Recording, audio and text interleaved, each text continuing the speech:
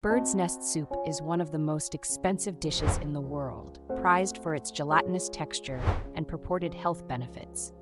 Made from the nests of the edible nest swiftlet, this delicacy commands high prices due to its rarity and the difficulty in harvesting the nests.